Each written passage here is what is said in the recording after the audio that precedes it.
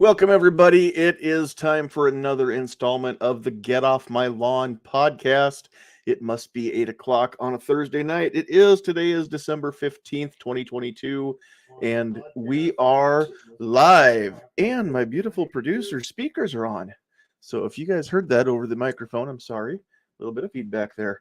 All right. So I am your host, John Anderson, and I will be leading you into this hopefully very, very informative and entertaining journey as we talk about some mistakes that we've made and that we've seen others make. But what usually happens, just so you know, if you're new here, is we go off on a tangent, we go down rabbit holes, and by the end of the night, we're talking about something completely different than what we started with. And you know what? That's okay. As long as you're still with us, that means that we're being entertaining, and if we can be educational, if we can be, what is the word, edutaining, I guess. Edutainable. Yeah, edutaining. So anyway, that's what we want to be. So it's the best of both worlds that way. Let's get a couple of announcements going here before we digress into all things mistake-wise. First of all, we'll put the ticker up there. If you are out there watching us live, which we are live right now, then go ahead and put those comments out there in the live chat. You know what? Let me go over to Twitter too. I always forget to refresh this. If I do this and then I go to the profile, I can pin this so we are at the top of the Twitter page there. That is done. All right. So you can go find us on Twitter. At Sandhills John would be the Twitter handle. If you're watching on Facebook, welcome. If you're watching on YouTube, welcome.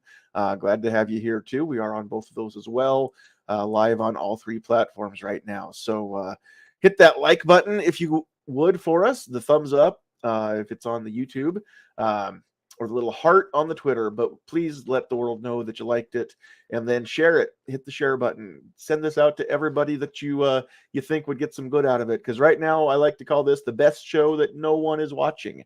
So let's change that a little bit. And if you need to get a hold of us and you're not watching live, you can always comment down below on the video on any of the three platforms, or you can drop us an email at sandhillsmediaempire@gmail.com.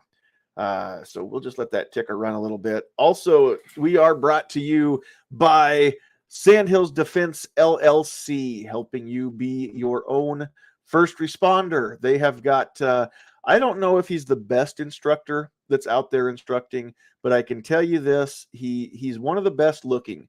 And if he's not one of the best looking, then he's at least one of the most conceited. So I'm just saying that he's one hell of a model American. He's pretty cute. I'm maybe biased, but my wife thinks so too. So we'll say that. You can find us on Facebook on the Sandhills Defense LLC page. You can also go to sandhillsdefense.com, or you can call or text 402-851-0726. You can get a hold of us any of those ways. We are very proud to be part of the Self-Defense Radio Network. All kinds of cool Pro 2A and Pro Freedom podcasts out there that have all kind of been rounded up and brought to you under one roof there. So you can go to one website and get links to all the cool shows, including this one. So go check that out, sdrn.us. And then also, last but certainly not least, the views and opinions expressed on this podcast belong to the individual expressing them and do not reflect the views of any of our sponsors or necessarily the other panelists as well. We're not offering any legal or medical advice. And I just realized something. I had invited somebody else to join, and I did not send them a link. So we're going to, here's what we're going to do. We're going to get the discussion started. And I need to come over here, and I need to bring everybody onto the screen. So we're going to say hello to everybody and kick this off and let somebody take it while I send out a link here in a little bit. So let's just do this. All right. So first and foremost, on the upper right-hand corner of your screen, if you're watching on video, we've got Rich White with us from Unloaded Media. How are you? Oh, you're muted. We can't hear you. Okay, try it again. Somehow I unmuted it and muted me back up again. So yeah, yeah, I'm doing all right. How's yourself? Doing great, doing great. A little chilly. Nebraska's finally getting some of that winter stuff, but I can't complain where we are because 2.5 hours up the road, they've got about a foot or better, and it's blowing around and drifting and causing all kinds of problems. And we had almost enough to say that it covered the ground. Yeah, So no I complaints. woke up this morning and everything was encased in crystal. In other words, ice. Icy. Yeah, we had that here Yeah. last week for a little bit. It rained and then it dropped in below freezing temps that evening. So, all right, Rich, thanks for being here. Next up, we've got everybody's favorite tactical teacher and one of the two most eligible bachelors in all of Lincoln, Nebraska, Travis P11. All right, man. How's it going? How you doing tonight? Doing great. How about you? I appreciate those kind words you said out there earlier about, men that want to be me and women that love me, that kind of thing, or whatever it was you were saying earlier. And thank you. Appreciate Yes, the kind words that's there. exactly. That handsome, good-looking guy that, yeah. Exactly. But That's exactly no, it. anyway, I appreciate the invite. It's going to be a fun little discussion tonight. I think we've all kind of made a few mistakes here and there, during our carrying years, I guess you could say, with our firearms, and it's going to be a good time. But otherwise, check out my podcast on Saturday mornings at 8 a.m. And check out my channel because I did put a little community post up. We're going to be giving away a Mantis Blackbeard X system this Saturday. So there's details on my channel. So check it out. Travis B11. Is Thanks, there man. any way that a guy can like bribe you into picking my name?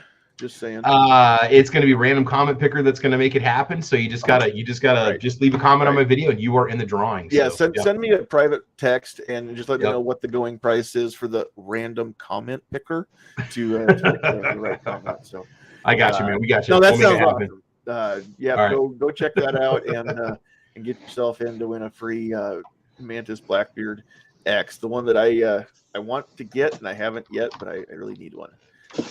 And last but not least, here's the thing about this guy. The boys say, when is he going to give us some room? The girls say, God, I hope he comes back soon. He is the largest pound for pound gun bunny in America. Tony Simon's in the house, guys. Hey, everyone. Thank you for having me on the show. I'm the greatest thing to happen in your week. And that's just the cross I have to bear. It's so humble. Oh yeah, I'm not only am I humble, I'm better at being humble than anybody who's ever tried to be humble. Wow, I believe it. I believe it. I was trying to come up with the craziest way to say that. It's awesome. like, yeah, I'm the best at being humble. Yeah. Yep. Best there is, the best there was, the best there ever will be. He is the Bret Hart of humility. Nice. Yeah, man. So it should be interesting because I've never made a mistake with a carry holster or carry gun. So it should be entertaining to me to watch how other people screw it up. That's right. That's right. You can just, look down upon all of the fools out there that just the unwashed masses. And yeah. And I'll tell you about the Uncle Mike's holster that I had. That sounds like perfect segue while I go and track down an email address and get this link out. So go ahead and tell us all about that Uncle Mike's holster. All right, because we're talking about EDC and EDC mistakes and holsters and other things. So I'll go into the horrific mess that was my first EDC and how I carried it. My first EDC was in 1911, full-size 5-inch barrel 45 ACP because manly. So that's what I purchased. Plus, that's what I trained on in the United States Marine Corps. So being a idiot, I knew how to use the gun because, I used it once in boot camp. So I got that, and then I had to have a holster to carry it in. And, of course, since I just got out of the Marine Corps, the only belts I had were web belts. So I had my web belt, flimsy web belt, if you guys ever in, you know what I'm talking about. And then I had my, 2.5 pound handgun. And of course I had to continue the triumvirate, the third leg of bad decision. And I picked up an Uncle Mike's holster, nylon, with inside the waistband. So I carried it pretty much appendix carry. Not cocked and locked, because cocked and locked is dangerous because, again, remember, I'm stupid. So I carried it loaded with the hammer down. So every time I loaded the gun in the morning, I racked the slide, stick my finger between the hammer and the back of the firearm, pull the trigger, and then roll my finger out of the way. So I practiced drawing my gun and cocking it like a single action handgun. Wow. Because a plethora of bad decisions. And I think I was typical of dude that knew what he was doing because he'd served in the military. And it's like, you didn't know what you were doing. And your military service really had nothing to do with carrying a firearm as a civilian. So I don't really, I joke about being all this other stuff, but I don't judge anybody, dude, because if you don't know, you don't know. Now, if you choose to continue being ignorant after someone talked to you, then you're going to have your own awakening whenever that'll happen, or you'll just live your life being stupid. And hopefully no one gets hurt because of it.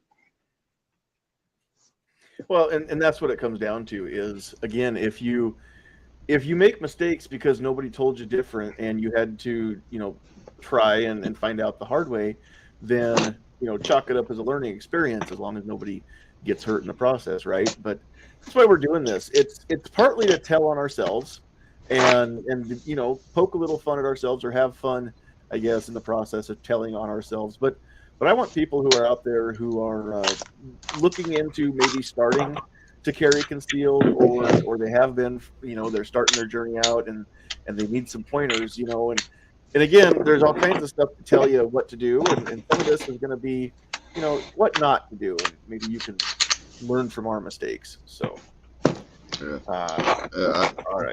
Tony's point about people in the military maybe not being the first ones to carry when they get out of the military. What makes it worse, West Virginia is constitutional carry, but even before we were constitutional carry, if you're a veteran, you don't have to take the firearms course to get your West Virginia carry permit. So there's a lot of guys that were carrying in West Virginia without taking the proper class and maybe shouldn't be carrying a firearm, period. Yeah, that is, it's one of the things that we hear all the time, that person was in the military or that person's a law enforcement officer. They must know all about guns. And clearly that's not always the case. Tony, I know you're doing some stuff. I muted you there, so it wasn't walking on stuff. I want to say hello to one more person who's going to be joining the panel here. We've got Joe with us, who is one of the newest board members for Nebraska Firearms Owners Association. So he's been an NFOA member for a while. He just got elected to the board here about a month ago and is beginning his first term as a board member. What's up, Joe? Oh, not much. Thanks, John, for having me on. Tony, you still, I could have swore you were bigger. Oh, yeah. Well, the trick is to find somebody bigger than you and stand next to them. And usually that's why people stand next to me in photographs. Right.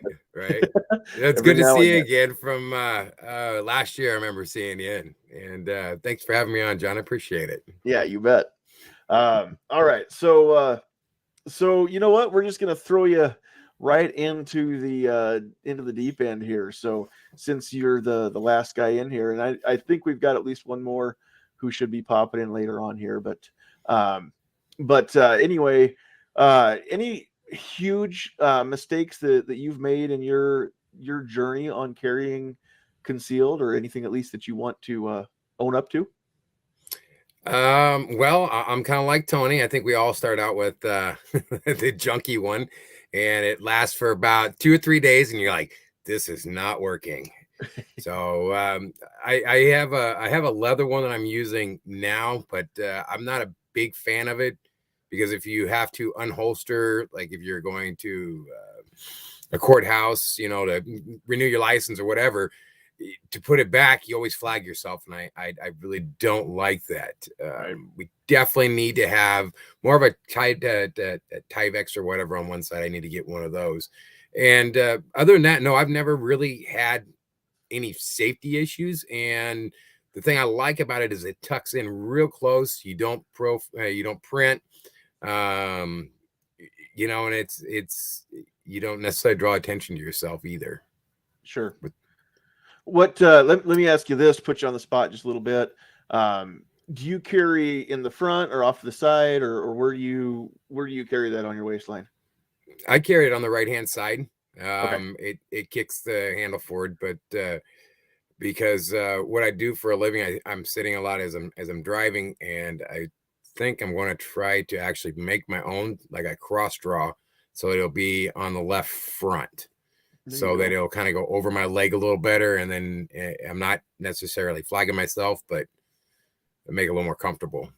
I haven't found one yet that actually fits what I'm looking for, so I might end up making my own. Well, so. And if you can do that, cool. We've actually got a few friends in our circle who just started dabbling with building some holsters, and then they're getting pretty darn good at it now. And one of them has gone commercial, and another one doesn't do it commercially, but he will work for friends and family anyway. So put something together for them, and yeah, pretty cool stuff. All right, Travis, we'll move over to you and see if you have learned anything the hard way. And I'm not saying necessarily tragedy, just, things that you figured out to do better. Yeah. So when I initially started carrying, the first carry gun that I bought was an FN9C. It was an FN9 compact. It was I don't think they even make it anymore. It came with 3 different mags and stuff. But when I bought it, there were no holsters out there for it. So I went out, I kind of looked around online. The only place that actually had one for it was Klinger with Kydex holsters. So I bought that, and it worked fine for inside the waistband carry. And then next gun I bought after that was a G17 Gen 4.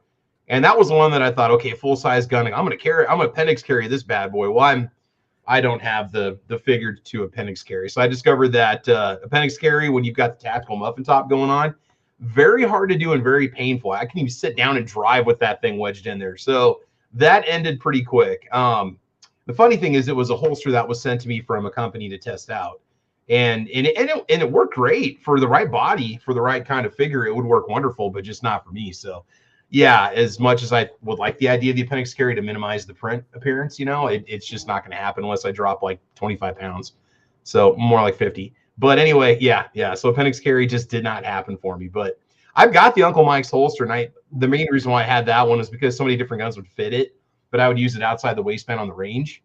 But again, it's just, as I discovered, a good weight-bearing belt, rigidity makes a huge difference with how you carry and having your pants sag and stuff. But for some people, they can make just a standard leather belt work for them, and that's great. But I think it also depends on maybe the weight of the gun that you're carrying and your waist and your pants. So that's a huge part of it. For me, it's just, I use a core belt now. But again, it's always been a nice weight-bearing belt for carry. So, yeah. Cool. All right, Rich, we'll give you a shot here. Let's see. Didn't have the holster issue because my grandfather made sure I understood everything, because he and his buddies were doing all this before I was ever born.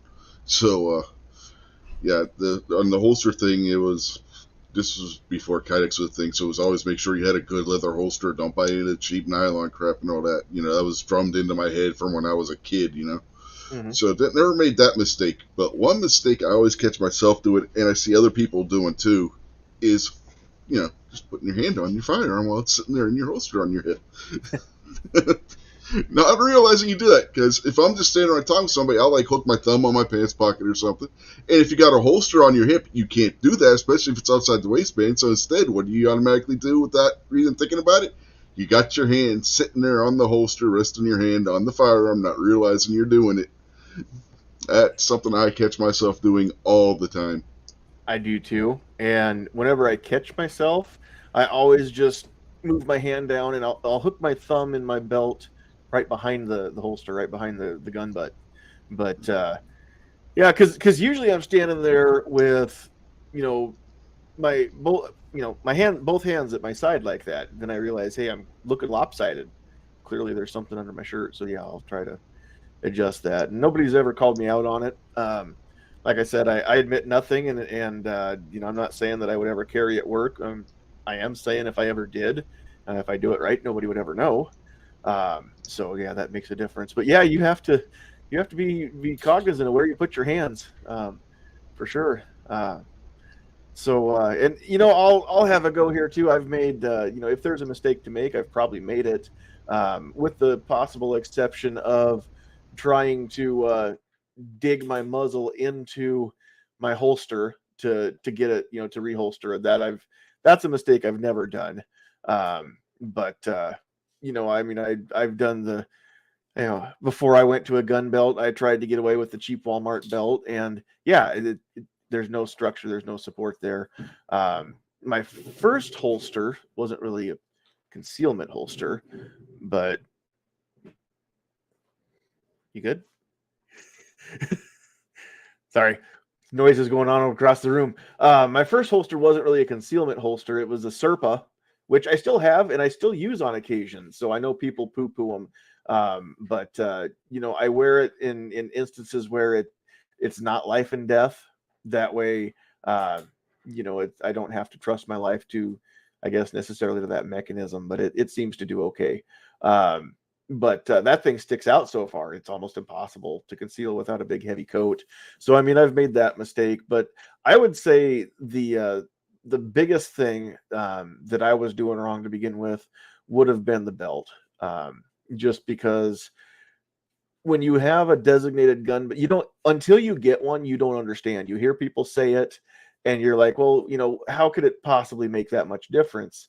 But, when you've got a belt, which I meant to grab one and have it on hand here, and I don't, but, you've got a belt that I don't even have, I can grab a patch here. So you've got a belt, and it goes like this. And most guys, I don't know about you skinny fellas, but most men that are built like manly men, when you pull your belt off after you've used it for a while, and you hold it out, it doesn't look like this, right? It's got that U shape, that bow in it that it comes up over your hips and bows down in the back and then comes right back up again.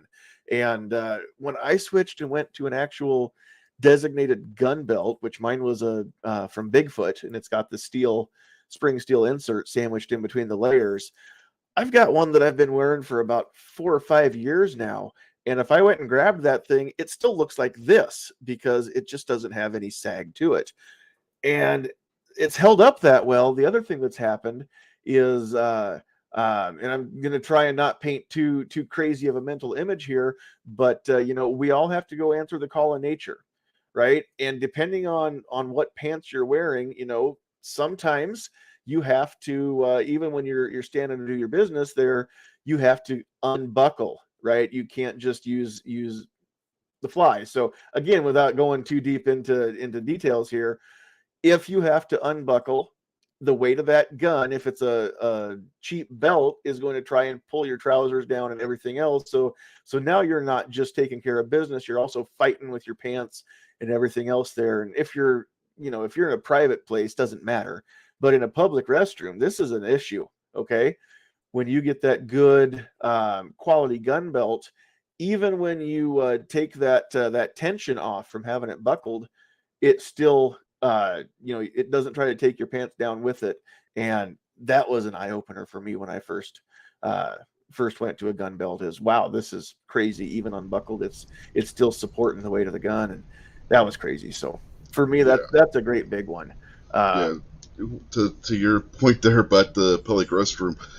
I was using the urinal in one time and hear this crash. Look over, the guy's carry pistol just slid right off of his cheek belt, right there in the stall, and was laying there on the floor for everybody to just see. Popped right out of the belt loops. Yeah. Just the weight of the gun just pulled it right off, pulled the belt through the loops and it just slid right off his belt. Yep. Yeah, that's important. I was just actually getting my stuff together for show and tell with the different holsters when we get to it. But yeah, the number one thing, somebody turned me on to was it Deltec Force? They make something called a Super Bio tactical belt. And the only difference between it and the regular belt was the tactical belt had a black buckle and the regular belt has a silver buckle. So, yeah. And for me, it was just like, I just need a belt.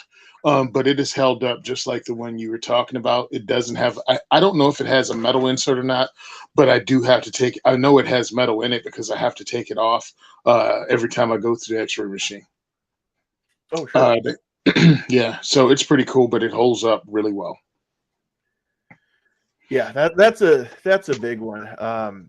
Here in weeks to come, I want to plan one of these episodes where we actually go through and maybe kind of have a show and tell. Of course, not the firearm part of it, but all the rest of the gear. Yeah. Just, you know, what are you running? What you know, if you know, like what belt is that? What holster is that? You know, what flashlight, what knife, you know, all that good stuff. We'll get into all that one of these nights. Okay. Yeah, because I wanted to talk about being a bigger dude and carrying appendix, which I do all the time. Well, and I was going to mention too, because Travis was talking about that, and depending on the gun, I can or can't. I did find out recently that I can carry appendix if I'm carrying a small enough gun. And for me, it doesn't work to carry like my shield in an appendix fashion. But since I picked up some of my smaller stuff, like my Ruger LCP Max, and it's just I'm not going to say cheap. It's not a cheap holster. It just doesn't cost that much. But it's from Blade Tech. It's their little IWB clip. Is it clip it or clipped holster? I think they call it. That with the LCP Max in it, I can actually find a sweet spot that is it's really close to actually where my appendix is on my belt there, and I can stand, I can sit, I can drive. And the biggest problem for me is one of two things: either I get the thing, I can take the bigger gun, and then standing up I can appendix it, but when I go to sit down, either it kills me. The bigger thing, usually what happens is my leg starts to push on the bottom end of that holster, and what would normally be my tactical muffin top would kind of help conceal the gun, the grip frame of it a little bit. Well, now it's pushed up past, and it just looks like I've got some sort of really weird medical condition or some sort of equipment sticking out the front of my shirt there. And it doesn't print like a gun. It prints like there's something there, though. And so I don't even understand how skinny guys can even do it. How does that not push up into you when you sit? I don't understand what I'm missing here. I don't get it. Is it like you lean the seat back? You lean the seat back. They bend around it better than we do. God, I'd have to, because you know, and it also probably depends on the types of pants you're wearing too. If you got tight jeans on or something, it's gonna be even worse, you know. That's what I don't know. Skinny guys know. How does anybody with skinny jeans concealed carry? Especially jeans guys carry. They don't believe in guns. So. Yeah, they're not carrying anyway. No, they don't. Yeah, no. These guys don't even. They conceal on their man bun. Maybe they've got something tucked up there, like some mace or something, some pepper spray, or don't buy into it. Those guys, their girlfriends carry for them. You know, they conceal their CZs very well, and I don't. Yeah. Oh, now come on. No, no, I got the. They conceal their various CZs. I have JX Tactical makes this one. It's called a fat guy holster. I've seen videos of that. I carry my Glock 19 in it all the time to the point I forget. I sit down, I stand up. I have no idea what you guys are talking about. I really don't, because I had another holster. It was one size fit all. And it would just spit my Glock 19 out whenever it felt like it, especially if I were going upstairs. It's like, hey, want to make your life exciting? Catch a striker fire. Wow. I think we need to invent a line of holsters for big dudes and call it husky holsters, because we're not fat. We're big bone. My mama says I'm husky, so that's from South Park. Yep, husky holsters. Yep, there you go. Go ahead, Tony. Go ahead. I'm going to be trying out something new tomorrow because I'm shooting in an action shooting sport thing, and this will be my second time. I use my CZs in one of those one size fit all holsters, and I just felt I was at a disadvantage with both of those because they're older, and you have to start with the hammer down. So I'd have to rack it and then drop the hammer with my finger on the trigger and my other finger on the hammer. It was a little too much for me just first time getting into it. So I'm taking my Glock 19 tomorrow, and I have a holster that has one of these retention buttons on it, but it's not where the trigger is. It's actually where the slide, like in line with the slide. So there's no accidental finger in the muzzle. So I'll be taking this for the first time. It's called ITAC. ITAC holster is like one of those Israeli holster companies, but it gives me an outside the waistband belt clip. And I definitely am not going to use this because this is going to take forever to draw off the same side the gun is. Action shooting thing, but at least it's going to be interesting. I'm going to try the Glock. This would be my second time. Yeah. It's funny. When I took Chuck Haggard's Pocket Rockets class, he addressed that because there are a few pocket holsters out there that, you put the gun in it, and then right below where the pocket where the gun goes, there's another little pocket in there, and you stick your spare magazine in it, and everything's together, right? I don't know if you guys have seen these or not, but he said, of course, he doesn't recommend that, but if that's what you have, he did develop a technique for reloads on that. But I mean, again, we're usually talking about a little pocket gun, a little mouse gun. But there are ways to do it. And I figure it's his technique, and he can, he's paid to teach that to people. I'm not gonna give the spoilers, but yeah, there's ways to do it. So you just, again, whatever you're doing, you have to practice, and have a plan for what happens if one hand doesn't work. But yeah, I totally understand where you're coming from. I don't recommend carrying your reload on your strong side if you're shooting from the strong side. All right, let's well, I was going to bring somebody in, but I'm not sure. Oh, he's there. He's just, what in the world is going on? I can see the top of your head. He's not on the screen yet. He's out in the green room, and I can see his camera feed. Are you meaning to, is that how you want it to be? You want it like that? Okay. All right. Well, this guy has apparently he's got the best parted hair in the industry, and that's all he wants to show off tonight. So we're gonna say hello to Defense Dad. Hey, I figure if I'm late, I might as well make an entrance. Oh, you're coming up like you're Garth Brooks on stage. That's pretty cool. I like it. I got a new desk. Oh, did you get one of the stand-up desks that I goes did. up and down? Yeah, but I sit at it. That's pretty cool. All right. Well, Defense Dad, how are you? Not too bad. How about you? Doing all right. Ladies and gentlemen, well, ladies anyway, this is the other of Lincoln's two most eligible bachelors. So glad to have you along as well. All right. So you know what? We'll just give you a chance to talk about anything that you learned the hard way or mistakes you made along the way here as you started carrying concealed. Oh, I'm kind of the same as what you guys have been saying. Am I frozen? Nope, No, my screen's frozen. Mainly issues with holsters. In fact, I've got, for show and tell later, I've got a box. Yeah. Oh, I've got a box bigger than that full of holsters, but that's not my box full of stuff I don't use. It's mostly stuff I do. That's the stuff I don't use. Yeah, we've all got that too. So, but I did. So my first gun, this was a little embarrassing. So my first gun I ever purchased was a Ruger SR9. Great gun. But if you never shot one of those, that has an ambidextrous magazine release. It's also an extended magazine release.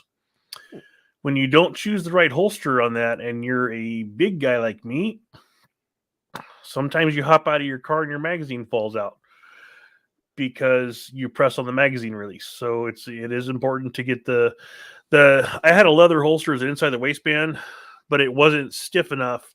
So it would, conform to the body. So it would literally release the magazine. And I stepped out at work, in front of work, and the magazine fell out. So holsters are usually the biggest part. Yeah. Yeah, I would say probably that's holster and belt is what we probably hear the most of. Other, aside from, I guess, gross negligence would be another thing there. Yeah. All right. So we've all told on ourselves. Now let's just, and we won't keep going around the horn. We'll just, we'll just make this a sitting around the campfire type of a chat here. But anything that you've seen other people do, or just horror stories that you've heard over the years. What are some of the things we haven't talked about that we want to make sure and warn people that hey, this does happen, don't let it happen to you, type deal. Reholstering and being dangerous with it and pointing it at yourself or lasering yourself. It's dangerous. You have to make sure what you're doing. Pay attention. Also, there is no race to reholster. Slow it down. I've watched that before, and I'm like, I totally understand that you're caught up in maybe working on your draw and getting it out fast and putting rounds on target. Pump the brakes when it comes time to reholster. So, and if your holster is not fitting right, or you're not doing it, because I shot a Rob Pincus class carrying appendix. I had my appendix holster, and I shot actually 2 of his classes carrying appendix. But every time I reholstered, I made sure I leaned back, Yep.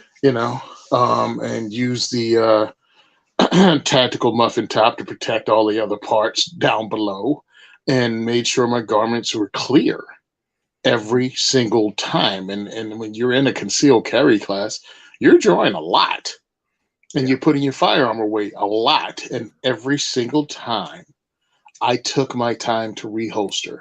I carried on my side in some other classes, and I was having a problem seeing, because I'm a little bigger than your average bear, where to put it in my holster. So I was kind of hunting around the muzzle, like on the side. I knew I was in the general area, and I would kind of go below the holster, like find it, and then bring it back up and go in. And I really hated that. So at least with the appendix is right in front of me, and I could just rock back and see it.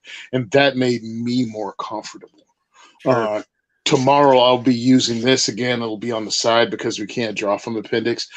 And that's just going to be me taking more and more time to make sure this gun goes where it belongs.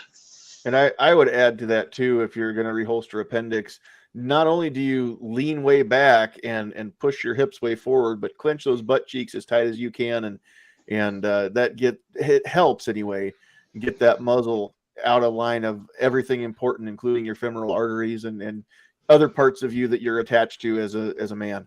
And what else was I about to say too?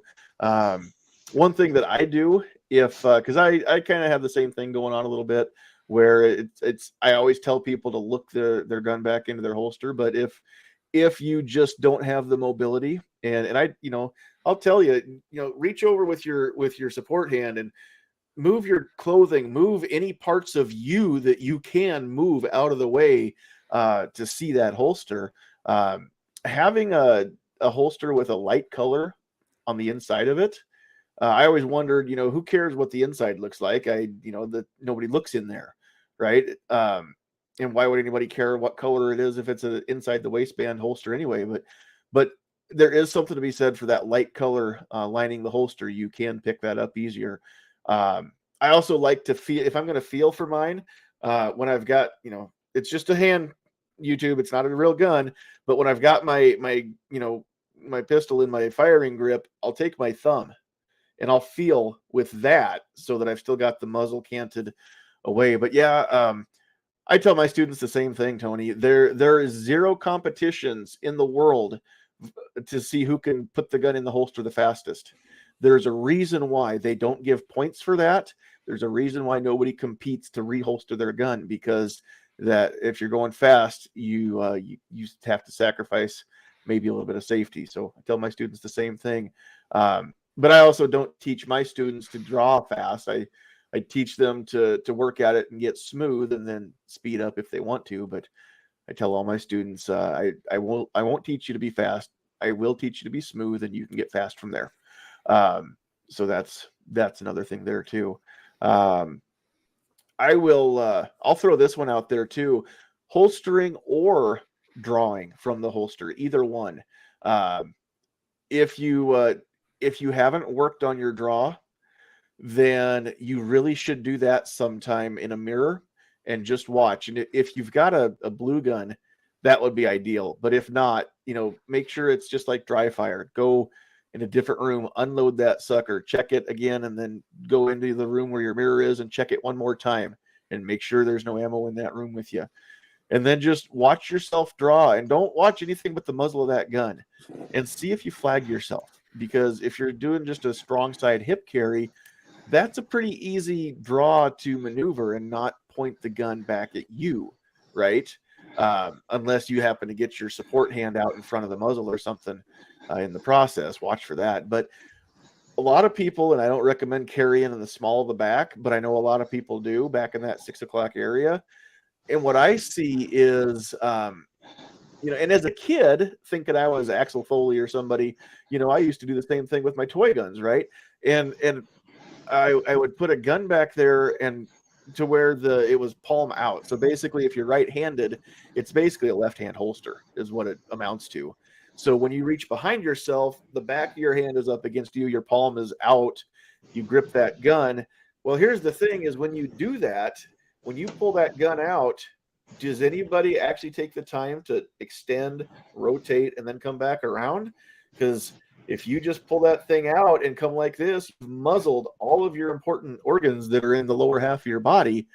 And that's why if you're going to carry back there behind your hip bone, if you're right-handed, use a right-hand draw holster, because at least if you have to reach all the way around and your palm is facing you when you draw that gun, again, it just comes right around and you don't have to muzzle yourself. But that flexing of your elbow, and anybody who cross draws, make sure that you practice that draw too, so you don't get your offside arm in the way, and you're not flagging your leg or anything. Because a lot of people who drive for a living, like what you said, Joe, like to carry in a cross draw holster because it's just so much easier and more accessible from a seated position. But practice it again from a chair.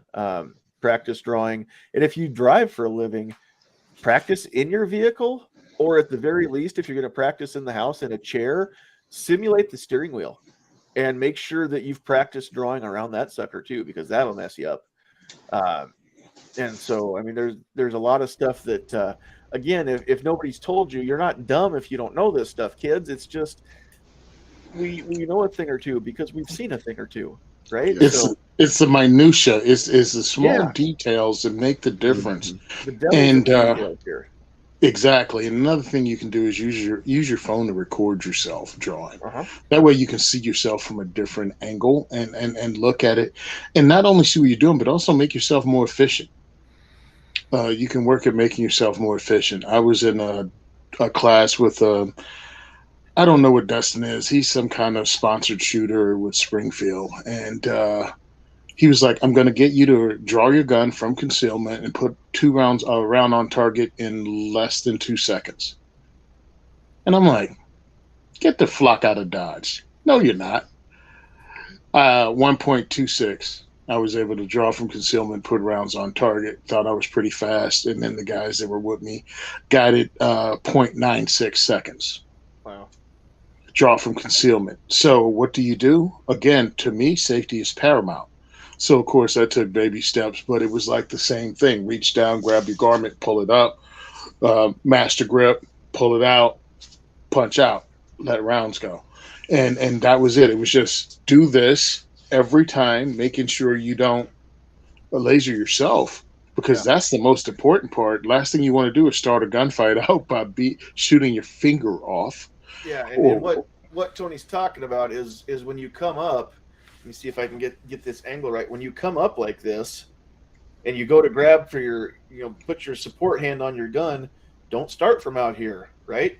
So that's the other thing is if you're drawing from concealment, especially if you have to pull your garment up, reach down, pull it up, keep your hand up here out of the way.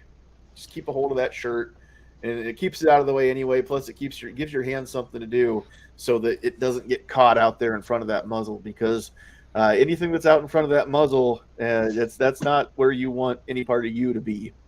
So absolutely. We got some good comments out there too in the chat, which I never even said hello to everybody out there. So who do we have out there? Sandhill's sweetheart is actually in the producer's chair this time. She's feeling better.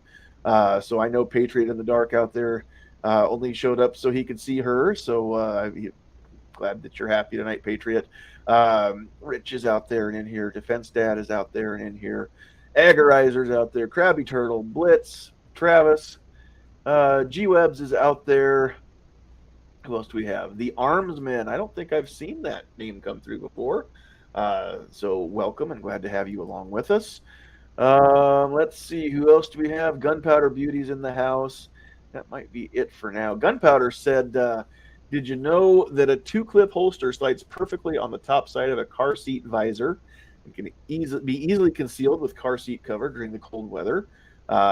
You know, for the moms walking their kids in leggings, not wearing pants with a belt. So yeah, that's a big thing that you know, none of the 6 of us here on the panel probably spend much time walking around in leggings. But you know, I would also throw sweatpants in there too, though. Mm-hmm. You know, sweatpants or warm-ups or whatever you want to call them. But if you do go out of the house in sweats or, you know, like some basketball shorts or something like that, and not, you know, not pants or shorts that actually take a belt, then again, you've got to come up with options there too. You know, you're not just going to stick a, probably, well, you shouldn't anyway, stick an IWB holster inside the waistband of sweats or basketball shorts and just hope that drawstring holds tight. I guess it's an option, but it's not one that any of us would probably recommend. I know I wouldn't. So what other, as far as doing stuff like that, have you guys seen anybody just like, you just looked at them and wondered, you know, where they possibly could have gone so wrong, so far down the wrong path there, as far as like, you know, trying to wear a belt holster with non-belt pants or something like that? Have you guys seen anything like that going on? No, I can't say I have. Or even, dare I say it, going out without a holster? Because I think that happens more often. Yeah, oh, Mexican carry? Yeah, I've seen people do that. Yeah, I mean, yeah, in the waistband. Yeah, and that's for anybody that's worried. Don't get your knickers in a twist. Mexican carry is the official term for it. It has nothing to do with any nationality of people. It's just that was originated with a lot of the vaqueros back in the day. So anyway, before anybody got worried about that, I just thought I'd throw that disclaimer out. It's Rich isn't a racist, trust me. But worse yet is, you know, I'm going out to, I'm just going to go grab milk, which I don't understand. But apparently grabbing milk is the one thing that you can do where you probably will never run into trouble. I guess, I don't know, because that's where people run out. I'm just going to go get some milk. I didn't want to bother putting my gun on, you know, something like that. Or, you know, well, I never know what I'm going to run into, so I'm going to grab it and just throw it in my pocket, coat pocket or pants pocket or whatever. And not in a pocket holster, mind you, just throw the gun in there and go. Kids, if you're going to put your gun in your pocket, which is totally fine if you do, but please put that gun in a pocket holster and then put the whole thing into your pocket. Don't just, yeah, there's a good one right there. Don't just, well, I can't show it. Well, yeah, I can. Here's what I can do. Hold on. That's the one that came with my LCP Max 380. The whole thing and put this here where it's not on camera and I'm not flagging anybody. Yeah, there's mine. Just came out of my pocket too. When I go to put this back in my pocket, here's the other trick. Don't try to reholster this into this while it's still in your pocket, right? Take it out of your pocket, put the gun back into it. And even that, again, finger gun, so we don't get kicked off YouTube. But when you're doing this, don't put your pocket holster on your gun like this and muzzle your other hand either. So either hold it like this and come over from the top, or hold it like this and come up from the bottom. But be careful when you holster your pocket holster or your gun into your pocket holster that you're not flagging yourself there either, because that is one of the number one reason or number one instances when negligent discharges happen is when the gun's going into a holster, or supposed to be going into a holster anyway, and it doesn't always. So that's why we say look the gun into the holster. We want to make sure there's no shirt tails or anything else stuck down in there going in with it that might hook that trigger and it stops the trigger from moving, but the gun keeps going forward. That's the same as the trigger going backwards, kids, and that's how bad things happen. So Here's one I'd like to throw out is, so especially now that so many states have gone constitutional carry, so people, they don't have to go get the concealed carry permit. Uh-huh. Understand what makes it legal and not legal, though, and what I mean by that, it's now wintertime. So if you don't have a concealed carry permit, and I've seen this happen several times in the stores, and people I know don't have the permit, but now they throw a jacket on. So they were open carrying without a permit, which Correct. is legal right now in our Right. state. But now that it's getting cooler, and they don't know, and then all of a sudden now you're committing a crime because you've just concealed that firearm, even though you have open carry laws. So Right. Yeah, that's a big one. And going Do, back to, okay. I was going to ask, how many of you guys actually carry something with external safety on it? I did. Okay. Sometimes. not I all the don't time. I carry- carry yeah. when I pocket carry or the summer carry, I carry a P938. Okay, I was kind of curious because I mean you're making a good point. If you're and you've seen people try to do that, they put it back in their pocket without pulling it out of there. And most either one of the ones I carry, neither one of them have external safety. So you could very well have an accident if you're trying to just fish for it. So I was just kind of curious how many of us sitting here actually hadn't carried one with an external safety on it. Yeah, I have both guns with and without that are in my carry rotation. I've actually, because I didn't have a good holster for sweatpants, so the Glock 19 was too heavy. So I carried my Ruger SR22 and dropped that in a holster in my pocket until I found something to clip to my belt that wasn't, clip to my sweatpants that wasn't pulling, clothes down. But yeah, pocket carrying that little SR22, but I really enjoy it, and it doesn't misfire a lot. I mean, I wouldn't recommend a 22 that somebody hasn't put a lot of rounds through. I found the ammo that works in it. Federal bulk packet eats it up like a fat kid eats potato chips.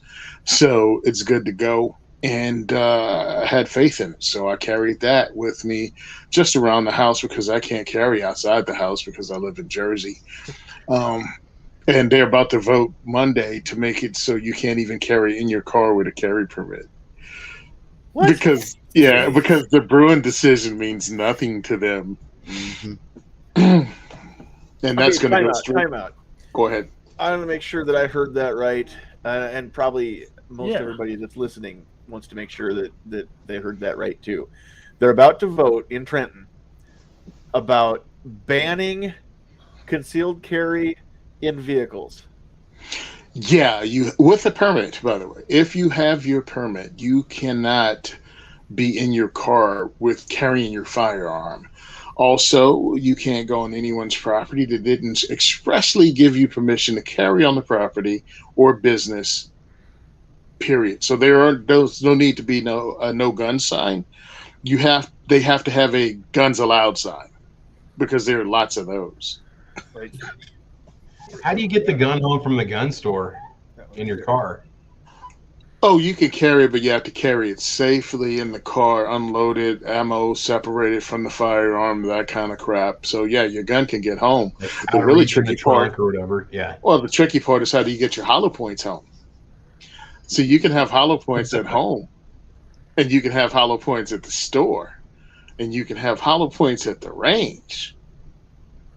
How do you get them there? Dude, Wow. they know it's stupid, and they don't care because they want the fear. Oh, it's They not want the only uncertainty. it's Buy not the even they components don't and load them care. at home. It's for them. It's a loophole that they've found. They accuse us all the time of loopholes. Oh well, we passed this law and then they just found a loophole. No, we tried to comply, and you're calling it a loophole now. But that's what it is for them. We didn't ban hollow points. Yeah. We just told you that you can't have them in public. Yeah. Right? We didn't ban them. We just told you couldn't. So everybody has to work their way around them. So when we were talking, you were talking about or suggested a topic of how do you, carry, what do you carry in a state like Jersey? And we talked about it. I don't know if we're going to talk about carry ammo. I know we're talking about holsters and carrying methods in the EDC. But yeah, I mean, you have to know your state laws and try to comply at least. You know, let's talk about that. We've got some time right now, because I forget how draconian things are for you, behind the iron curtain, behind the stupid curtain, behind the communist curtain. I mean, you got lots of layers of curtains that you have to cross before you get out into free America. So yeah, for those of you that aren't aware, in New Jersey, you can't have hollow points in your carry gun or out in public, right? They have to be non-expanding. Is that right? Yeah, they make it some really weird thing with hollow points and a hole in the bullet, but then you have to deal with stuff like Powerball. I think was one of the name of the I forgot which manufacturer made it. Yeah, It was called they're Powerball. yeah, Corbon Corbon. owns them, but they originally were Glazer. Okay, so you got the Powerball. Yeah, I remember when the Corbon. Yeah. And then you had that's what I have here is the Powerball. And somebody made something called Bulldog that was kind of sort of like that, and now it's the Hornady Critical Duty and Critical Defense. Mm-hmm. So they are out there. But you know, most of us, I mean, when I taught classes and when I did my research, it was you try to find defensive ammo that's issued to your local or state PDs or the FBI, because you know that been through extensive testing and it works. So, you know, what does the FBI use? And back in the day when I carried my 1911, it was either Golden Stables or HRTs. So that's what I carried. And it's like, why? Because that's what the FBI carries. So I'm assuming they, you know, tested it and it works. Right. So basically, in your state, they want you to carry something that's more likely to shoot through your target and get someone innocent rather than, okay, that's just, yeah, that makes a lot of sense. Yeah, because hardball drops them all. Yeah. Right.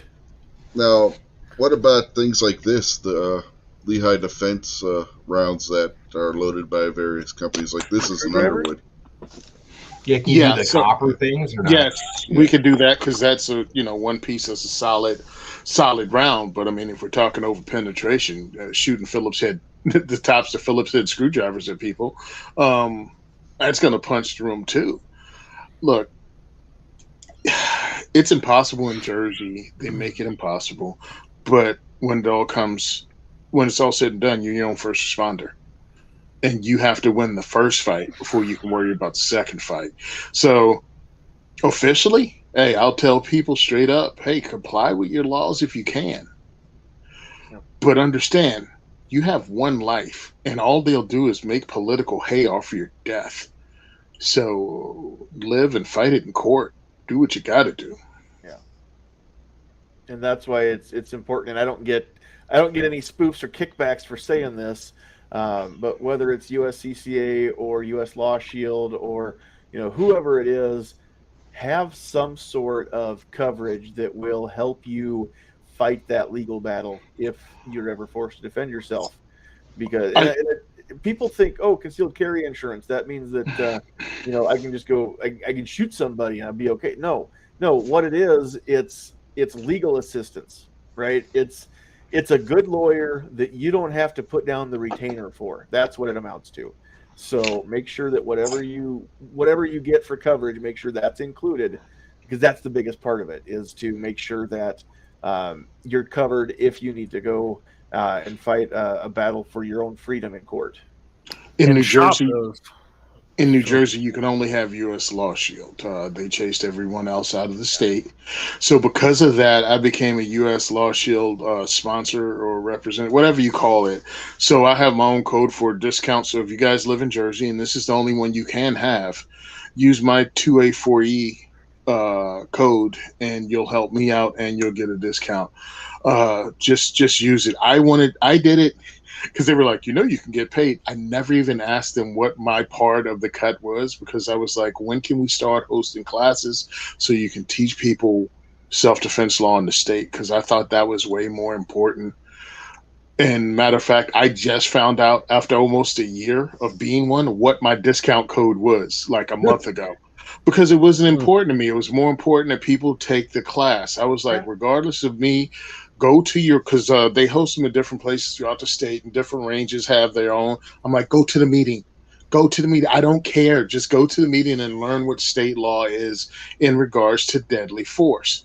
And I finally met the new guy because we had a new rep, and he introduced himself and finally gave me my code. But I've been suggesting for almost 2 years for people to get this done. Find out what state law is, because what you see as common sense probably is not the law. Yeah.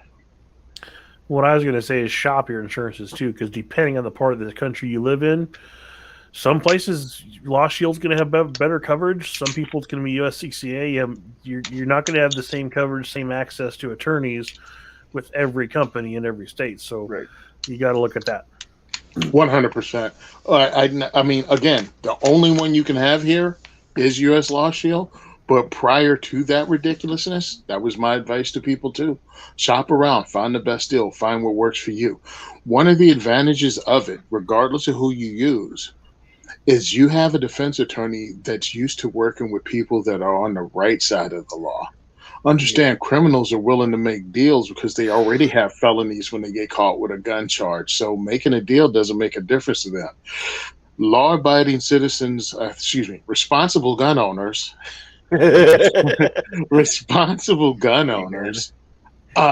will lose everything if they get a felony charge. So that's why it's more important to have a lawyer that have the perspective of dealing with people that aren't felons and that don't have arrest records. There's a totally different attitude when you go into court, and there's a totally different perspective. And not only that, but it's also going to be somebody who's used to dealing with firearms cases. And they know the firearms laws. All lawyers do not know the laws. Yeah, a lot of people are like, I don't need the insurance because I already have a family lawyer and everything, and we use them for everything. And well, that family lawyer that takes care of your insurance and your death benefits most likely doesn't know hoo-ah about firearms law. Exactly. And it's really hard to explain to some people, because I think most of our contact with lawyers is either, like you said, from some family law perspective or television. You know what I mean? Like television shows and movies. Yeah. No, they have specialized branches of law that they deal with, and they don't deal with that. I had a friend that I just talked to last week who is a lawyer and a gun guy that didn't know we could carry in the state. You know, like post-Bruin. That's kind of like going to the hospital and being told that you need to have triple bypass surgery. And, you know, they want to know, either they want to put you in contact with a cardiologist. No thanks. You know what? I've got my family doctor. I'll just have him do it. Right? Yeah, nobody wants their GP in there monkeying around doing bypass surgery, and the GP's not going to do it because it's not what they do. Right? So think of your lawyer in that same terms as a doctor. And do you want the one person who knows a little bit about a lot of stuff in your body? Or do you want that person who made it their sole purpose in life to fix hearts if you need to have heart surgery? I want the person whose sole purpose in life is to fix hearts. That's me. I want the professional. I want the one that knows what they're doing inside and out, and has very narrowly focused their career. Same thing with firearms defense lawyers. That's what they do. They may do some other stuff too, but that's what their primary focus is keeping, like Tony said, responsibly armed Americans out of jail. You know, while we've been talking about this off of the law part of it, but something we've kind of touched on, but a mistake a lot of people make when they go to concealed carry, gun choice. Hang on a second.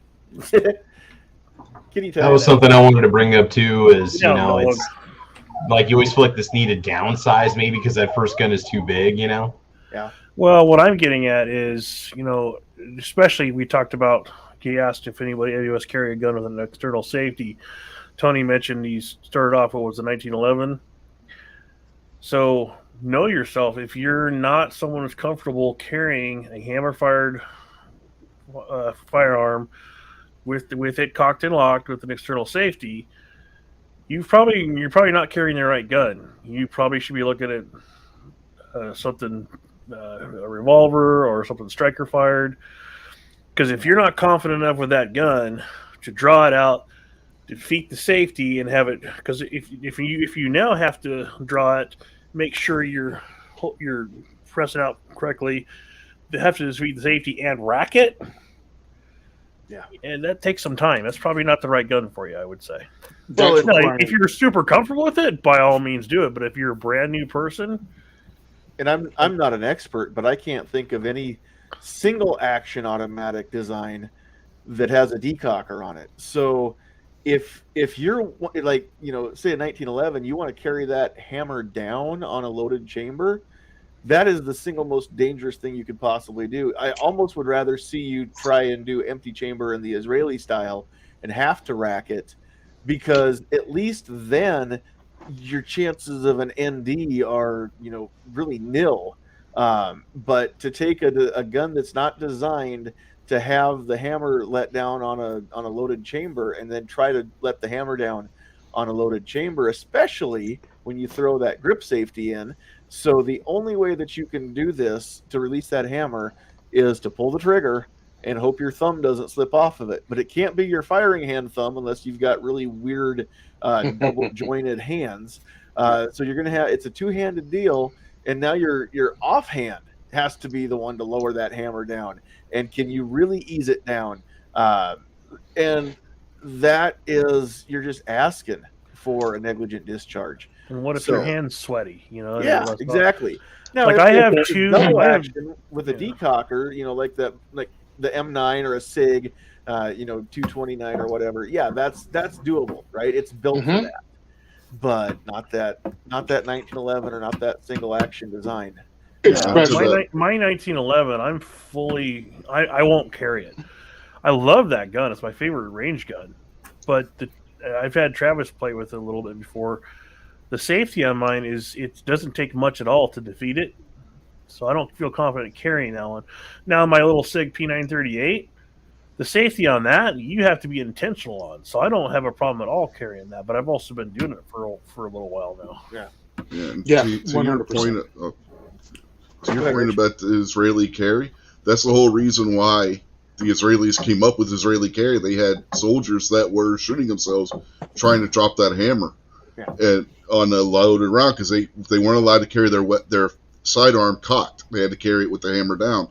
So the doctrine became that you carry it with the hammer down on an empty chamber in the Israeli military. The idea. Well, Israeli military had a problem when they first started out. Was every gun they had hand-me-downs, so one unit could have 3 or 4 different actions, like types of guns. So, hey, everybody carries a semi-automatic with an empty chamber. You draw, you rack it, you chamber the round. That way, I don't have to teach decockers or safeties or dropping hammers. So it had a practical use. To still do it now, it's get used to your gun, spend some time with your gun, because you're assuming you will have time that you might not have and hands that you might not be able to use. So I understand if you're carrying like that and you're just starting out, but you need to work on changing that as soon as possible. Work on getting comfortable with carrying your loaded gun.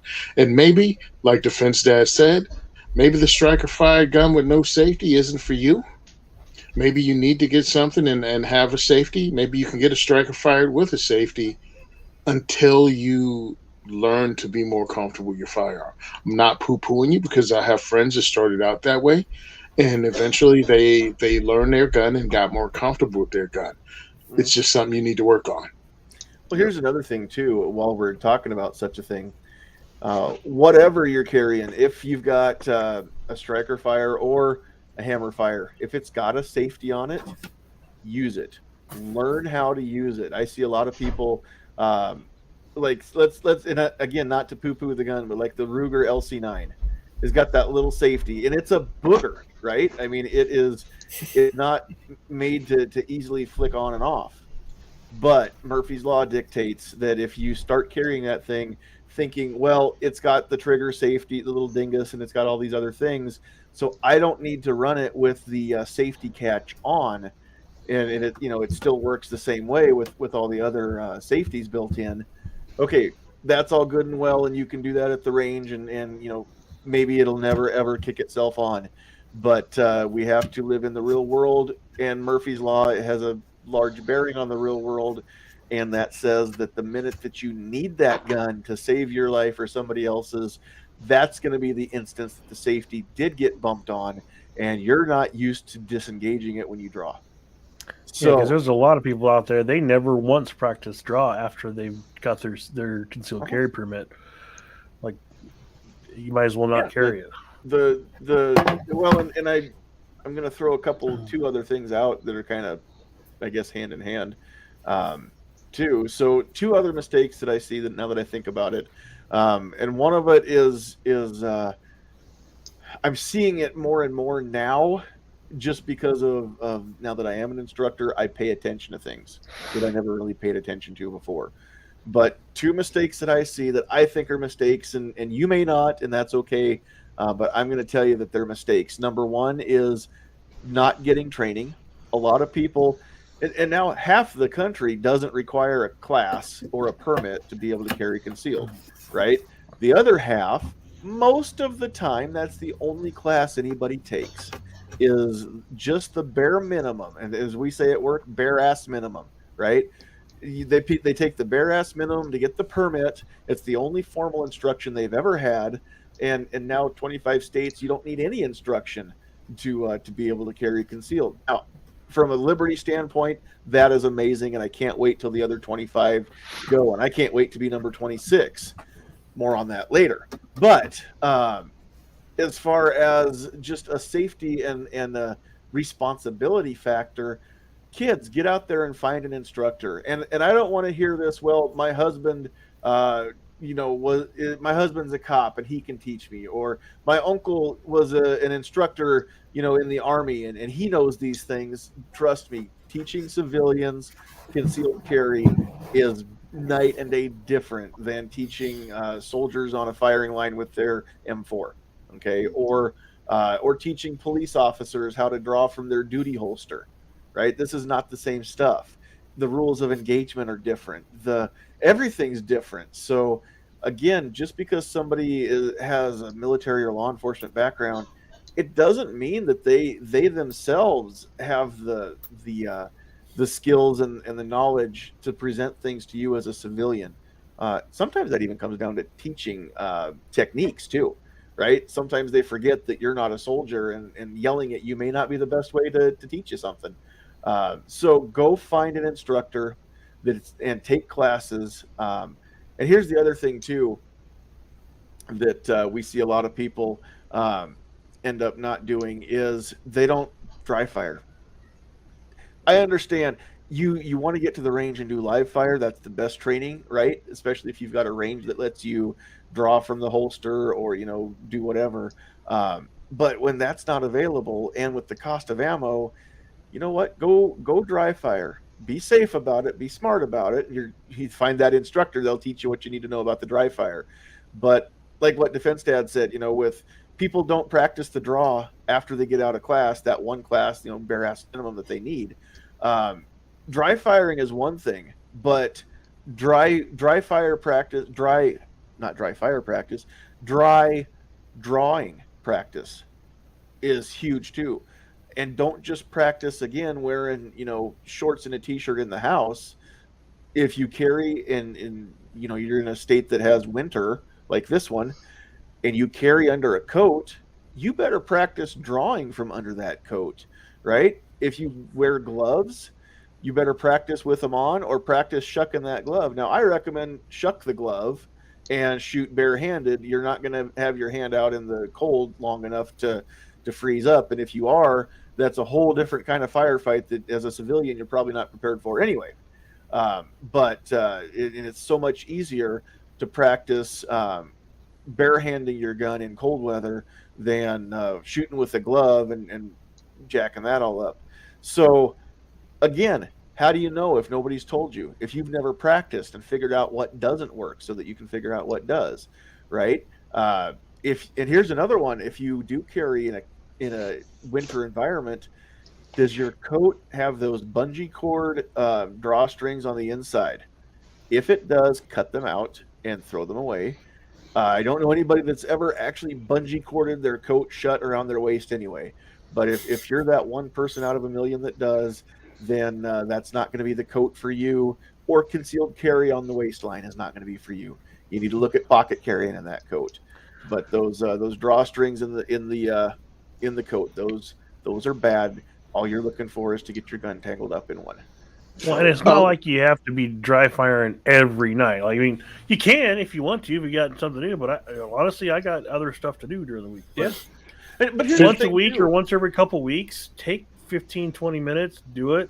Yep. At the change of a season, okay, yeah, this is the different clothes I'm wearing. Yeah. And also a big mistake people make is they practice dry fire, but not with the gun they carry. Prime example, like I used to when I had my G2C or my G3C or whatever C I had at the time. I've had a couple of them. That's easy to practice dry fire with it because you don't have to re-rack the slide every damn time. But that's not what I carried. Yeah. Here's another one. Those of you that are instructors will probably nod your head along with this one too. And I don't care where you are on your journey, whether you carry concealed or you don't carry at all, but you're a gun owner. When you go practice, it's so much fun to practice what you're good at, right? Oh, I'm really good with this gun and this load and this stance, and I can put all my all my shots in a group that I can cover with a quarter. Cool. All right. Now, what do you suck at? Do you suck at shooting one-handed? Do you suck at shooting with your support hand only? Get good with that. That's where you got to practice. Okay. We focus on what we love to do. And we know it's just like, why do so many bodybuilders skip leg day? Because leg day sucks, right? We want to focus on that upper body. We don't want to develop the lower body. But if you want to be well-rounded, you need to work on the skills that don't come easy. I used to actually enjoy working at the harder things when I was lifting because if it hurt more, I knew it was working more. Yep. So deadlifts, squats, the things that everybody else avoided, I wanted to do. And then I discovered that to be well-rounded, you can just eat more and work out less, and you become well-rounded. So that's what I did. But one of the things, if we're giving out information, man, take a class, just like you said. This is something all new students and all students need to be reminded of. Ask every question that pops in your darn head. Yes. Every one of them. Because if you don't ask a question, then you missed an opportunity and you're wasting your money. It's like, dude, you took a class to learn. And you have a question, ask it. Does it seem stupid? Only if you don't ask it, man. Ask the question. I don't care if I just answered it. I'll answer it a different way because obviously you didn't get it the way I answered it.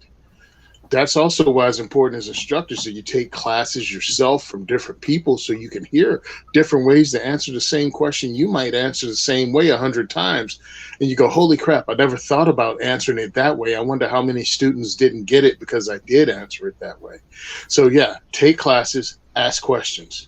And if you're lucky enough to live in an area where there are lots of instructors or even a couple different instructors, take classes from different instructors. Don't put all your eggs in one basket. Because number one, how do you know if that one instructor is teaching you right? You have no idea if that's the only class you've ever taken, right? Number two is you might take a class with instructor A and then go to instructor B's classroom and learn the exact same thing, but they'll present it in a way that you get it, right? And you'll say, oh, instructor B, that person they have a knack for, whatever they're trying to teach me. They know how to get it to where, they explain it in a way that I'll understand it without making me feel stupid. And I tell you what, instructor B, I don't care what class they're going to teach, I'm going to go sign up for it because I love learning from instructor B. That doesn't mean instructor A is no good. Somebody else feels the same way about instructor A, right? So you got to find your instructor B that just knows how to talk to you.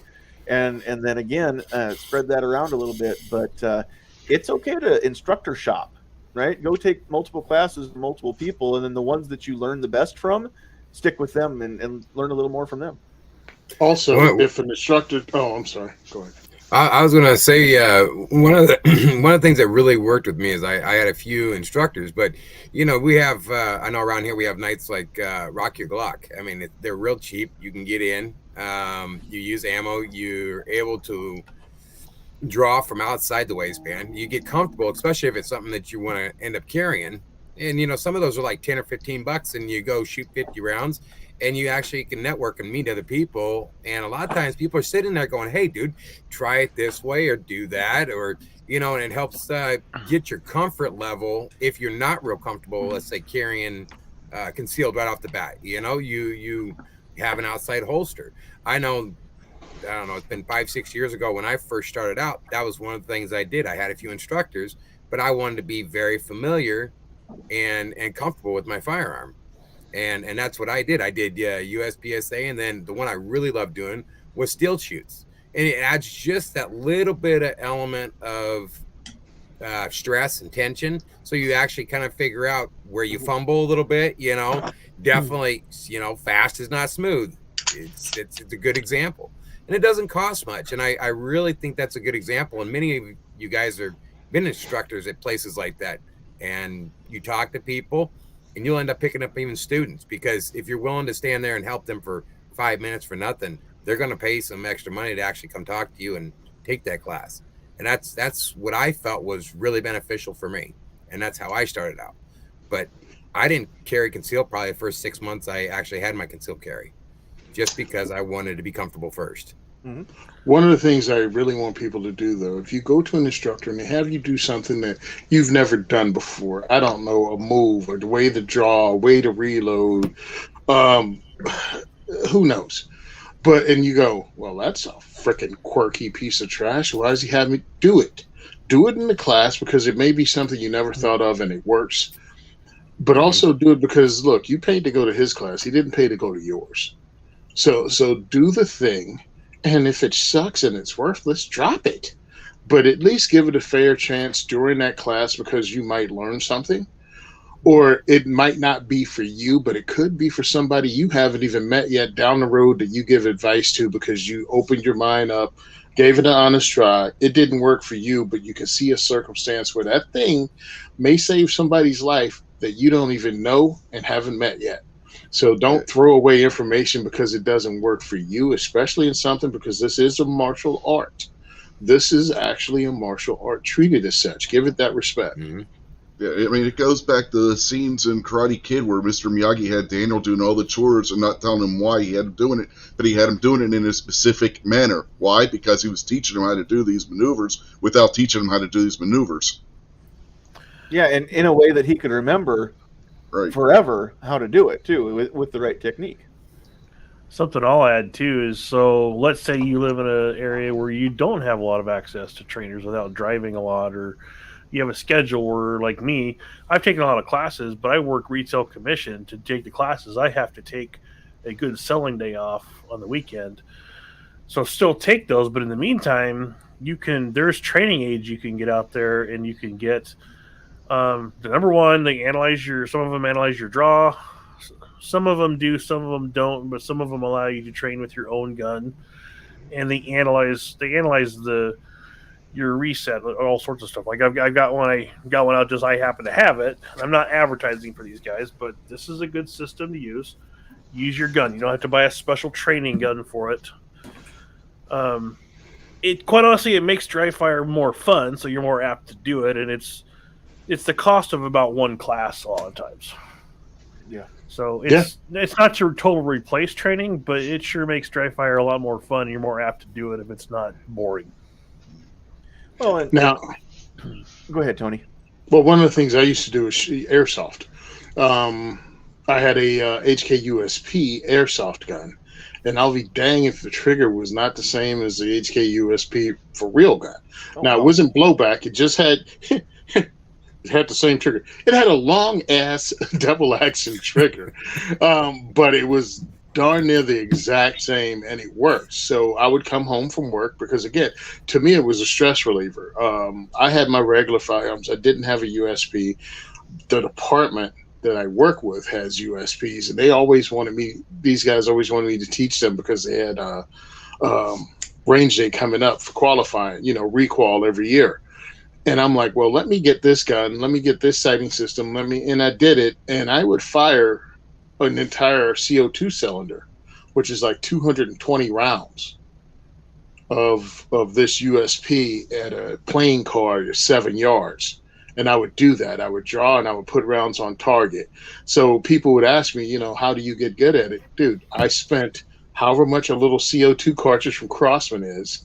I think the gun itself, that particular one, was like $65 from Walmart, and a sack of BBs. I got the heavier ones just so they shot straighter and not the cheapest ones you could get.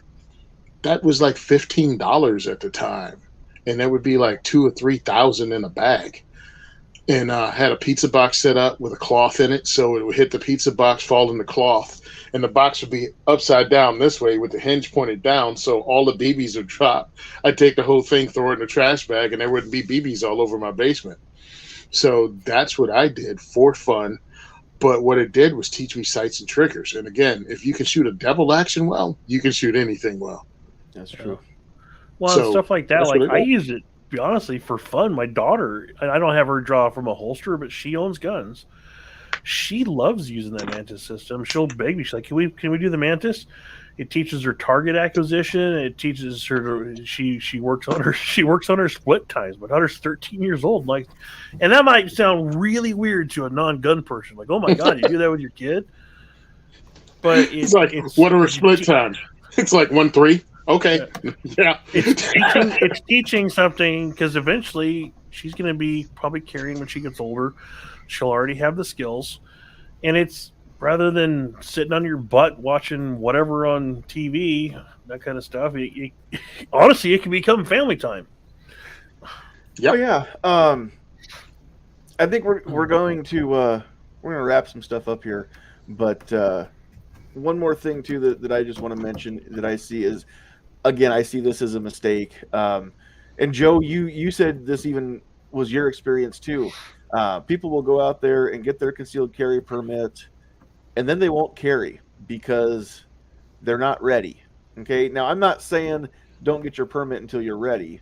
What I am saying is, if you get that permit and all of a sudden the gravity hits you of, oh my gosh, I'm actually qualified now and legally able to strap on a tool that is capable of taking the life from another living thing. Okay, that sometimes that hits people, and it doesn't hit them until that moment that, oh my gosh, I am now able to take a firearm, a loaded firearm, and conceal it on my person and go out into public with this.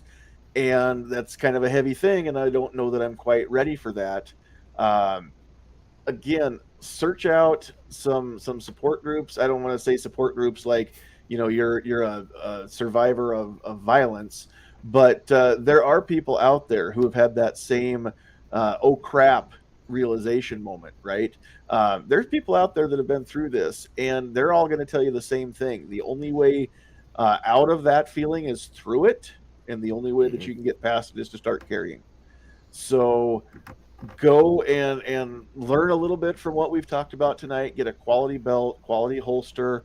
If your wardrobe doesn't allow for a belt, then go find a quality system for carrying around your midsection, or in a pocket, or even in a off body in a backpack or purse.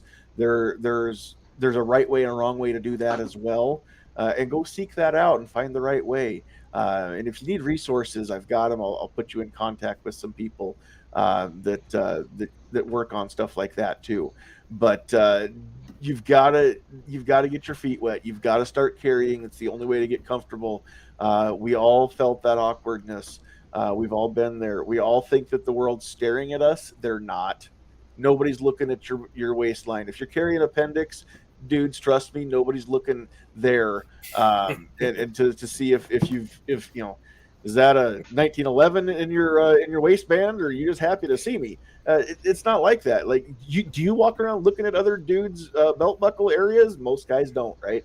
And most here's a little fast fact for you guys: the ladies aren't either. So most of them are not looking at your belt buckle. So you've got to start carrying. Get used to it. Remember the fact that nobody's paying attention to you. And most states, not the end of the world, if you do get busted for printing a little bit. Some states that's illegal, but otherwise, So you just gotta start. You just gotta go do it. It's not supposed to be comfortable. It's supposed to be comforting, right? But I'll tell you right now, if it's not comfortable, you're not going to carry it. So Yep. find a system that's comfortable. Quick question, quick thing. I really Yeah. want to talk about. You really do think everybody knows you carry it? I still remember, man. I was in Richmond, Virginia, at a Walmart at like 2 or 3 in the morning because I was driving from. I'd driven from Jersey, and I was carrying in VA, and I'm in like aisle 12. And again, it's 2, 3 o'clock in the morning, and I'm grabbing some snacks for the last drive into my mom's house, which is like 2 long hours. So I'm like, I'll get some snacks, I'll get some coffee, whatever. And they were like, code, let's say green on aisle 12. And I look up and I'm carrying, right? And I'm like, I'm on aisle 12 with the code green. Did somebody see? Did I print? Did I show my gun when I reached out? I'm getting out of this store. Dude, I'm stuck to stuff. I left the store. I was like, they're on to me. Is that the Ken Blanchard code, the black man with the gun? I don't know, man. Walmart police are going to get to it. I was like, oh, they're on to me. I'm the only one on this aisle. I was out of there, bro. That's awesome. Oh, did you get busted for carrying while black?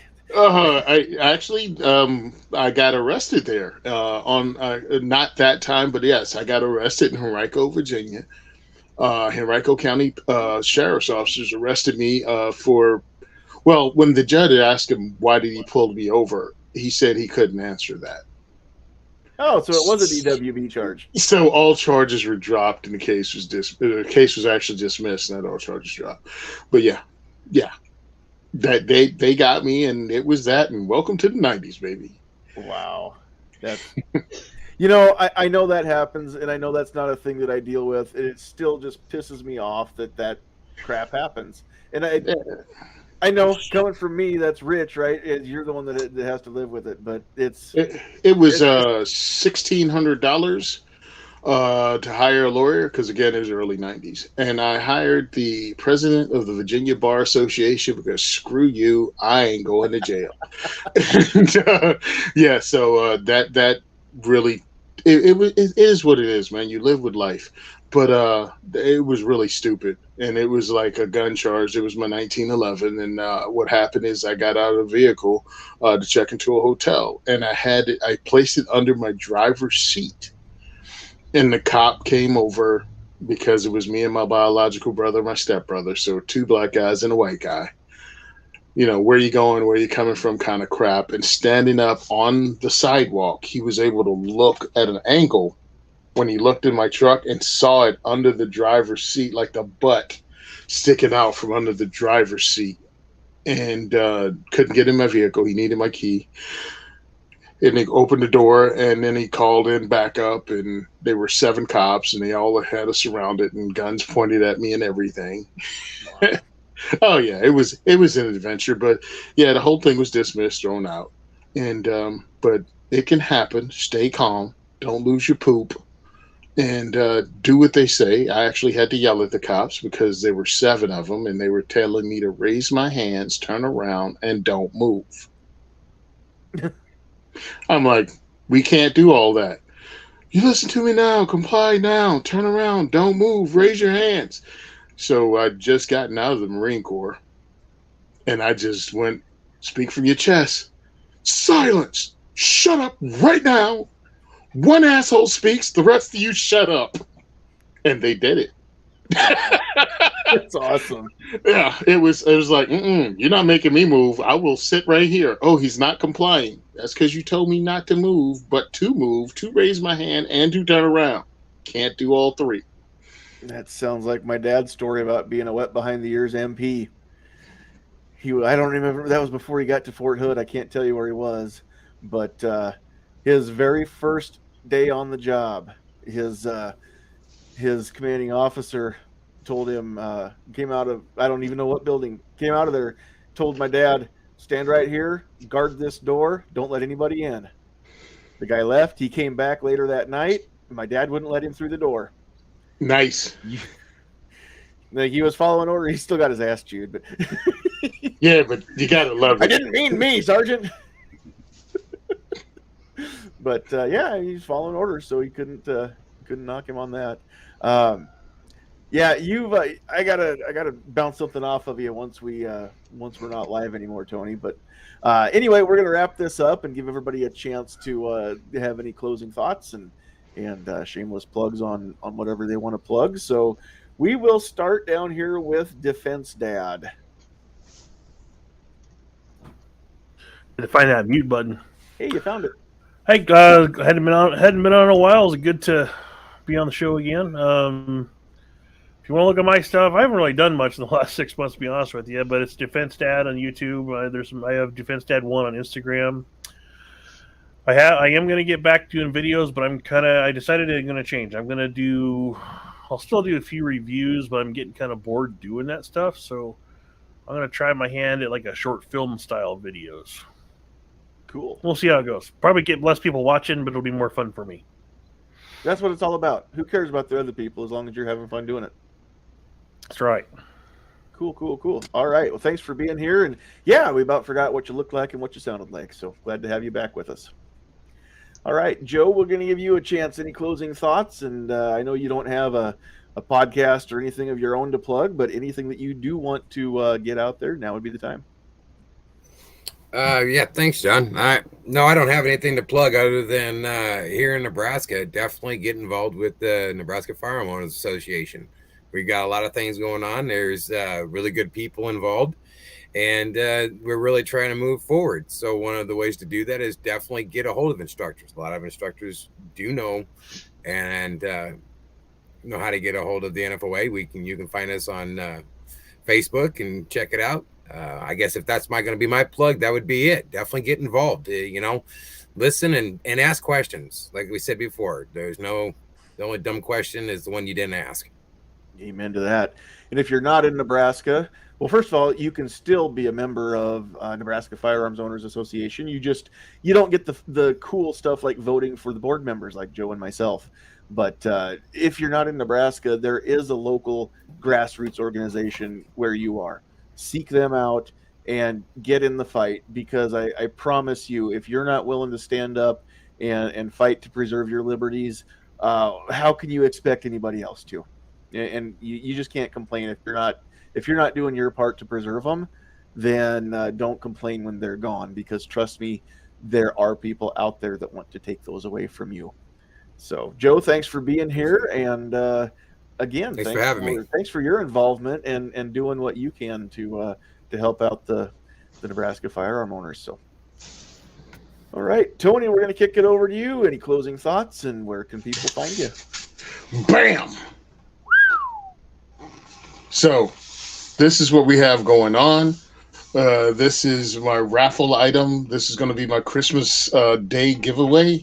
So, please go to diversityshoot.com. Every $10 is a chance to win this on our PayPal. Send it to us if you can.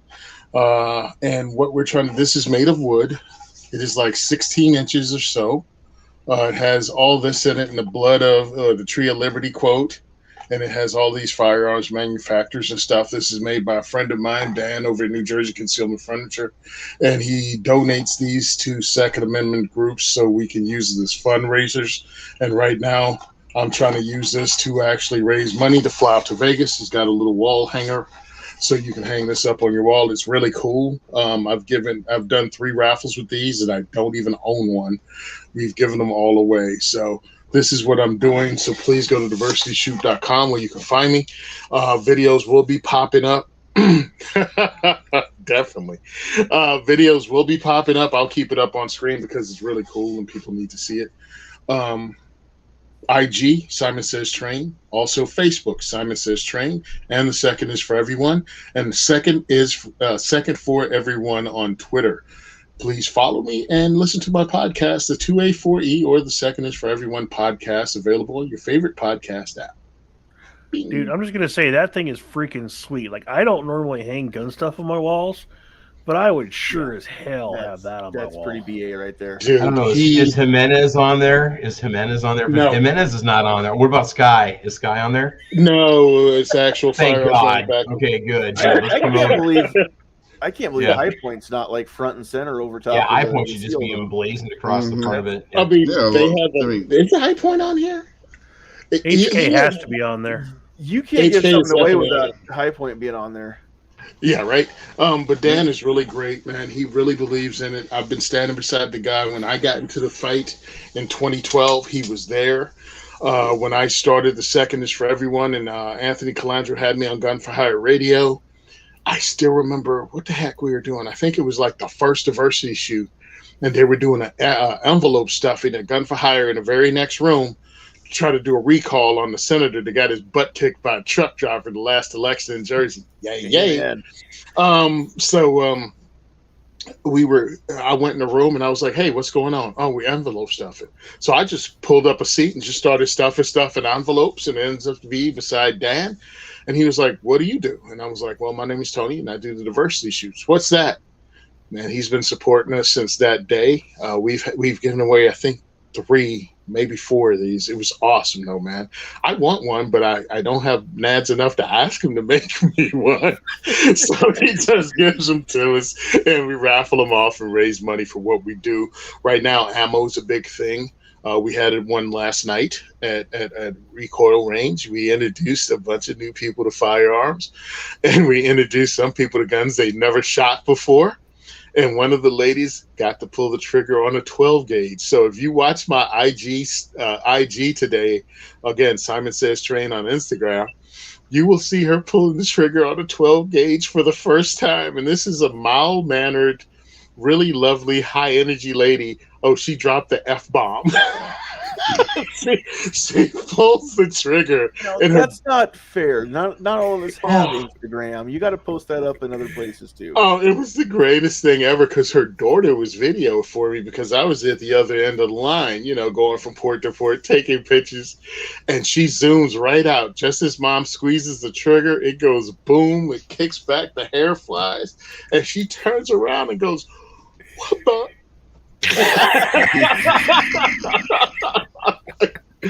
And I was like, oh no. And she was like, I have a new favorite gun now. I love this one. This has the kick. And I like a 12 gauge. I was like, man, I created a monster. So yes, that's what we do at the diversity shoots. We introduce people to guns, and regular gun owners, we introduce you to guns that you don't have yet, and we kind of enable you.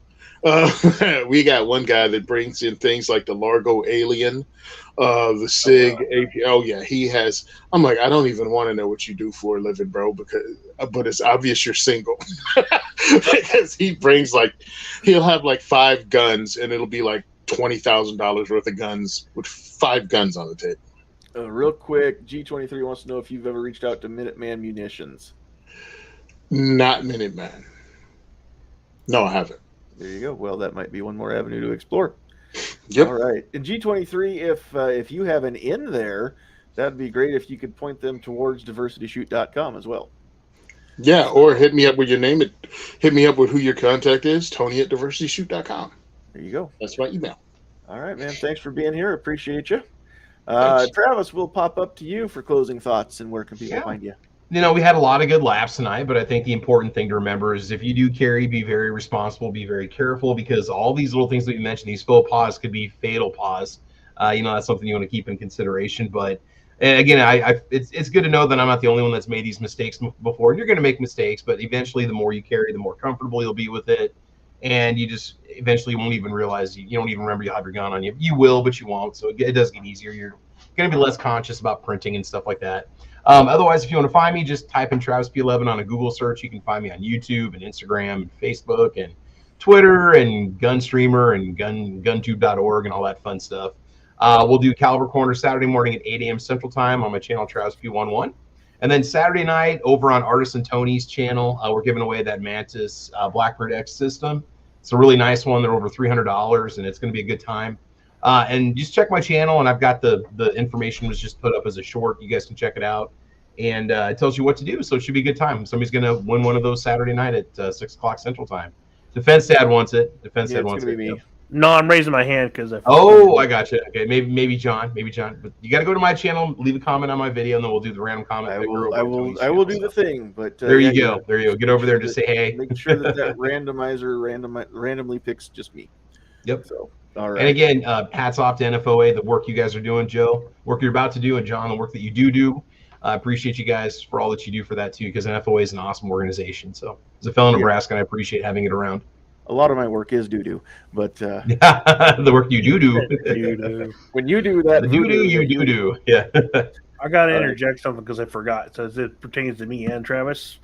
So we are having Thunder on the Prairie 2023.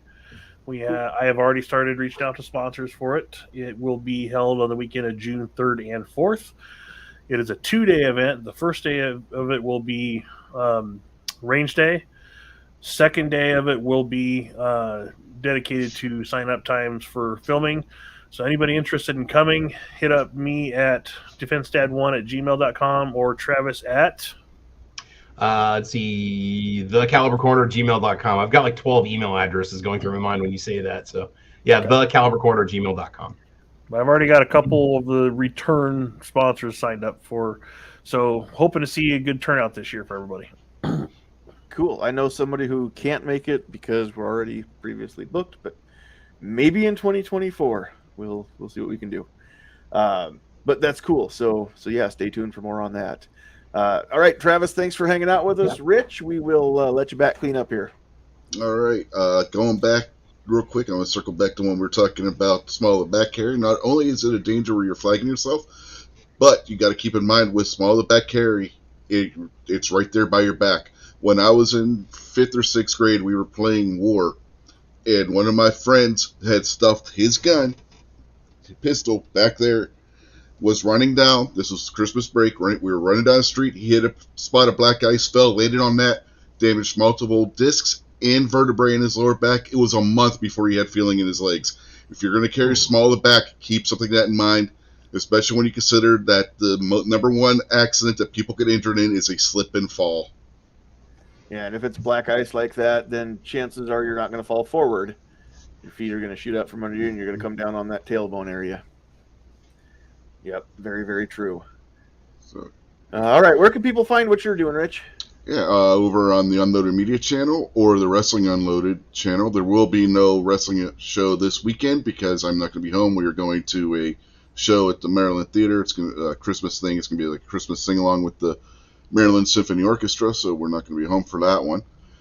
But there will be a show on Unloaded Media on Sunday. That'll be This Week Unloaded. That'll be at 8:30 p.m. Eastern. And I just put up a Christmas-themed short over on that channel today, so go over and check that out as well. Sweet. Very cool. All right. Thanks for being here. Mm-hmm. And then I just want to throw out one more piece of advice for anybody, and I don't care what level you are, whether you're a beginner or a seasoned veteran. If you catch yourself making one of these mistakes, or, there's myriad things that we didn't think of to bring up tonight. But if you catch yourself making a mistake, do not beat yourself up over it. Okay. Just learn from it, get better. If you find out that your equipment isn't doing what you need it to do, then, understand, buy the best that you can afford at the time, and then never stop looking for better equipment, whatever it is, better skills. But, just like anything else in life, if you make a mistake, it's not the end of the world. Hopefully it's not the end of the world anyway. With, if it's a negligent discharge, could very well be. That's where this responsibility comes in, right? It's a serious topic. But we like to have fun with it too. But again, if it's a little mistake, just learn from it. Do better next time. Keep going. Keep pushing on.